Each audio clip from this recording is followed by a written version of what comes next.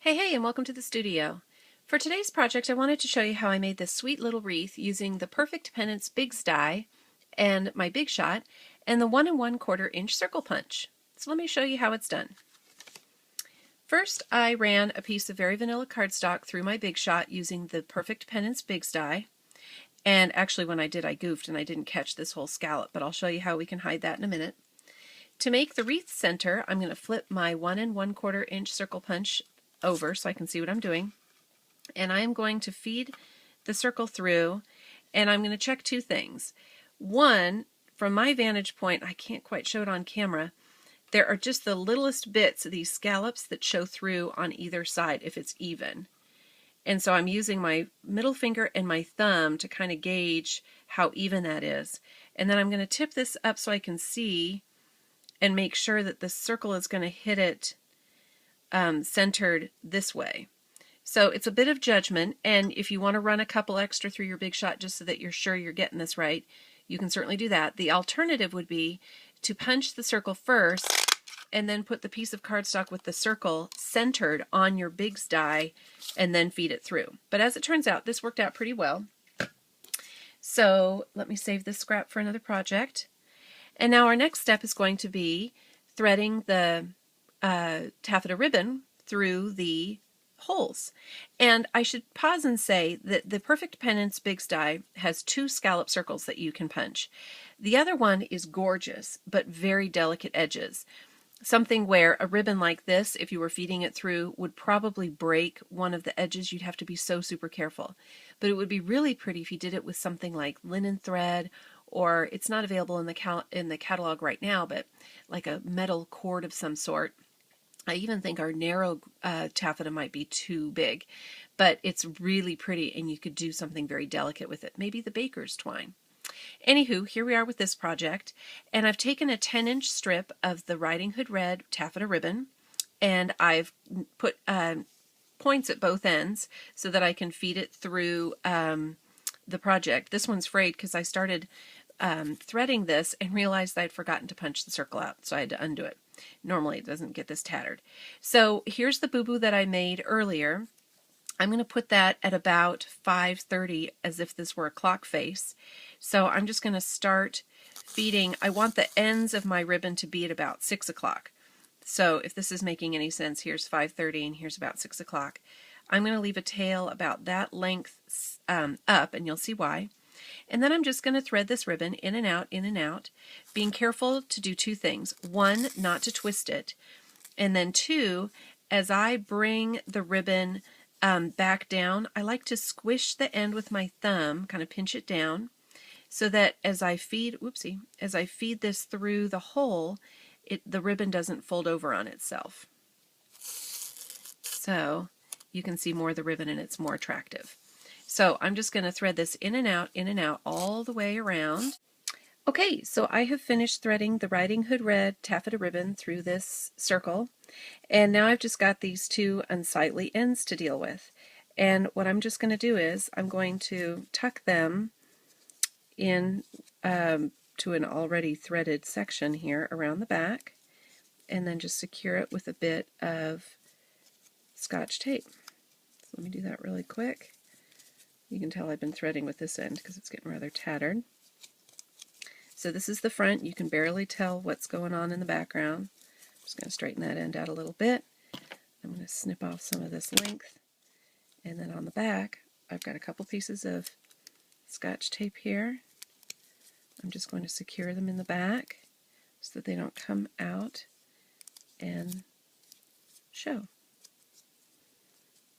Okay, so now we have our wreath, and I've taken another section of the taffeta ribbon and I have made a little bow,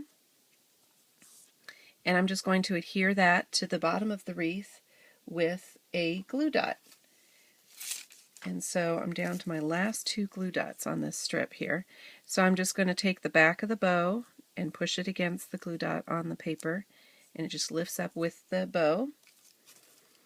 And then again, there's the part that I boo-booed on, so I want to set this in such a way that you can't see my boo-boo. Let's see. There we go. About just like that.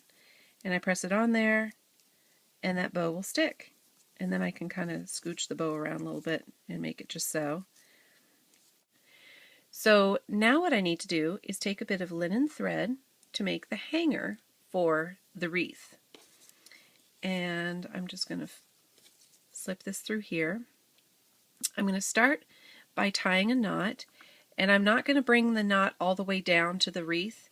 I'm actually going to give myself a little bit of extra length up where my middle finger is here so I can tuck it around the cherry cobbler piece. So I'm going to just tighten it a wee bit more and make a knot, and then we'll get moving here with the bow.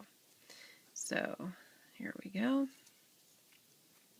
And then I need to just make, when I'm done with this bow, let me just straighten it up a little bit, and then I just need to make some knots in the ends to finish it off. So there we go.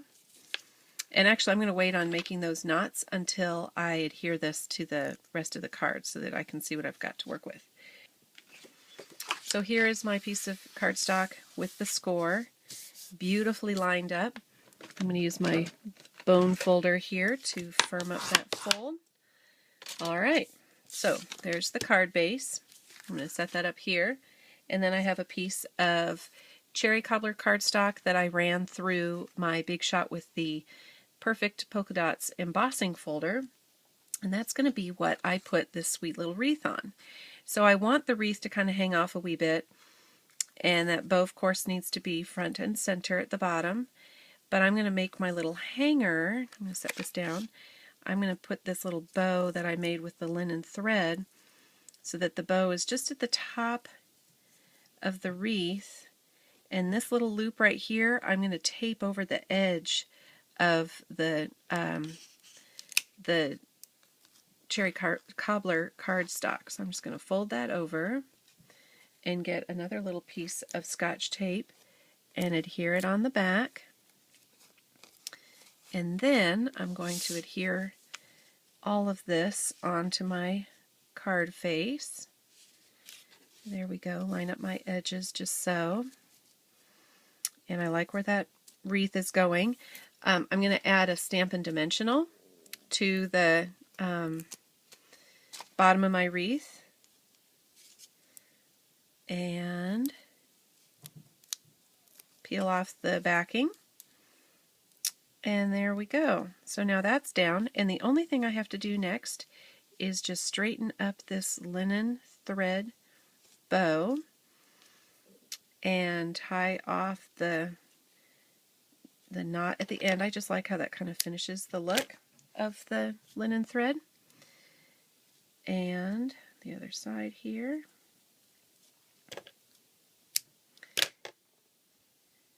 And with bows, I could mess with these all day long, so I'll spare you that neurosis. But there we go. And I had a sentiment on the other card that I punched, that I made on More Mustard cardstock. It's the Thinking of You at Christmas sentiment from the Beautiful Season set. And I am just going to place it at the bottom of my card. Now this color scheme here was brought to you by the Color Coach. I started with the Riding Hood Red from my taffeta, looked that up in the Color Coach, and it suggested the basic gray for one color, as well as the More Mustard and the Cherry Cobbler. So that's how I built this card. Well, thanks so much for your visit. I'm glad you were able to make it, and I look forward to our next one. Bye-bye.